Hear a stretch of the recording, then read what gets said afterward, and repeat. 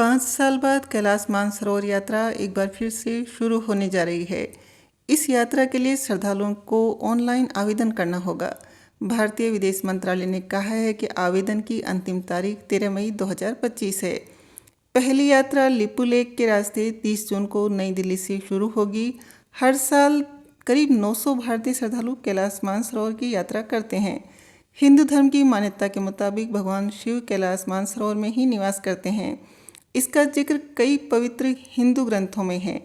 यहाँ झील की परिक्रमा को बहुत महत्वपूर्ण माना जाता है। समुद्र तल से 6,638 मीटर की ऊंचाई पर स्थित कैलाश पर्वत और मानसरोवर झील की बौद्ध और जैन धर्म में भी विशेष मान्यता है। कैलाश मानसरोवर यात्रा के लिए विदेश मंत्रालय ने नियम बनाए हैं। इसके तहत सबसे पहली योग्यता है कि तीर्थयात्री को भारतीय नागरिक होना चाहिए। तीर्थयात्री के पास 1 सितंबर को कम से कम 6 महीने की वैधता वाला भारतीय पासपोर्ट होना चाहिए। चल रहे वर्ष की 1 जनवरी को कम से कम 18 साल और अधिकतम 70 वर्ष की आयु होनी चाहिए। तीर्थ यात्रा के लिए सबसे ज़्यादा जरूरी और महत्वपूर्ण बात है बॉडी मास इंडेक्स यानी BMI। सिर्फ 25 या उससे कम BMI वाले व्यक्ति को ही इस यात्रा पर जाने की अनुमति होती है। इस यात्रा के लिए व्यक्ति का शारीरिक रूप से स्वस्थ और चिकित्सा की दृष्टि से उपयुक्त होना भी आवश्यक है। यात्रा में विदेशी नागरिक आवेदन नहीं कर सकते हैं। इसके साथ ही ओवरसीज सिटीजन ऑफ इंडिया यानी OCI कार्ड रखने वाले लोग भी इस यात्रा में आवेदन नहीं कर सकते हैं। कैलाश मानसरोवर की यात्रा के लिए ड्रॉ कंप्यूटर से निकाला जाता है। ऐसे में बहुत ज़रूरी है कि आवेदन पूरी तरह से भरा जाए। ऐसा नहीं करने पर आवेदन स्वीकार नहीं किया जाएगा। आवेदन करते समय आपके पास 1 सितंबर को कम से कम 6 महीने का पासपोर्ट होना चाहिए और इसके पहले और अंतिम पृष्ठ की कॉपी होनी चाहिए। इसके साथ ही जिस व्यक्ति का आवेदन करना है उसकी फ़ोटो JPG फॉर्मेट में होनी चाहिए। सबसे महत्वपूर्ण बात यह है कि एक अकाउंट से सिर्फ 2 ही आवेदन भरे जा सकेंगे। इसके बाद ऑनलाइन आवेदन पासपोर्ट पर लिखी जानकारी के अनुसार पूरा करना चाहिए।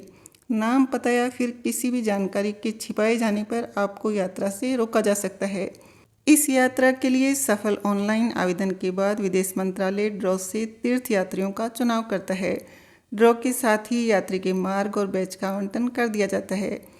विदेश मंत्रालय ड्रॉ के बाद तीर्थ यात्रा के हर आवेदक को उनके पंजीकृत ईमेल और मोबाइल नंबर पर सूचित करता है। इसके अलावा कोई भी व्यक्ति हेल्पलाइन नंबर 011-230-88-133 के माध्यम से भी जानकारी ले सकते हैं। इसके बाद आवेदक को मंत्रालय की दी गई निर्धारित तारीख से पहले कुमाऊं मंडल विकास निगम या फिर सिक्किम पर्यटन विकास निगम के निर्धारित बैंक खाते में यात्रियों हेतु शुल्क एवं व्यय में यात्रा का निर्धारित खर्च जमा कराना होता है। यात्रा का खर्च जमा कराने के बाद आवेदक को दिल्ली पहुंचने से पहले ऑनलाइन ही बैच की पुष्टि करनी होती है। इसके बाद बैच अलॉट माना जाता है। बैच के लिए यात्रा शुरू करने से पहले चिकित्सा जांच होती है। इसके लिए निर्धारित तारीख पर तीर्थयात्री को दिल्ली के हार्ट एंड लंग इंस्टीट्यूट में रिपोर्ट करना होता है। ऐसा नहीं करने पर बैच से नाम काट दिया जाता है। विदेश मंत्रालय के मुताबिक सभी यात्रियों का एक साथ यात्रा करना और लौटना अनिवार्य है। सभी यात्रियों के लिए यात्रा शुरू करने का स्थान दिल्ली है। यात्रा शुरू करने से पहले आपको मंत्रालय के निर्धारित अधिकारियों को वैध पासपोर्ट, 6 पासपोर्ट साइज रंगीन फोटो और 100 रुपये का नोटरी सत्यापित क्षतिपूर्ति बांट देना होता है।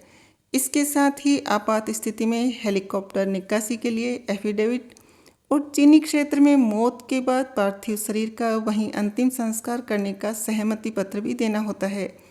इनमें से किसी भी कागज में कोई कमी पाई जाती है तो यात्रा की अनुमति नहीं दी जाएगी।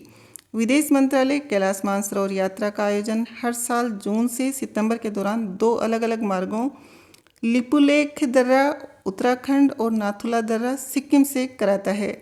इन दोनों मार्गों के लिए एक व्यक्ति पर आने वाला खर्च भी अलग अलग है। दिलचस्प ये भी है कि कैलाश मानसरोवर भारत में नहीं है, ये चीन के तिब्बत में स्थित है।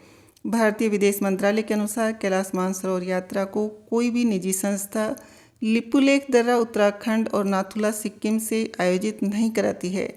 कैलाश मानसरोवर की यात्रा इस बार 5 साल बाद हो रही है। पहले तो कोविड-19 महामारी, फिर पूर्वी लद्दाख में भारत चीन के बीच सीमा गतिरोध की वजह से ये यात्रा 2020 से 2024 तक बाधित रही थी। यात्रा की वेबसाइट के अनुसार लिपुलेख दर्रा उत्तराखंड से यात्रा का अनुमानित खर्च 1,74,000 रुपये है। इस मार्ग पर करीब 200 किलोमीटर ट्रैकिंग करनी पड़ती है। इस मार्ग से 5 बैच भेजे जाएंगे और यात्रा संपूर्ण होने में करीब 22 दिन लगेंगे।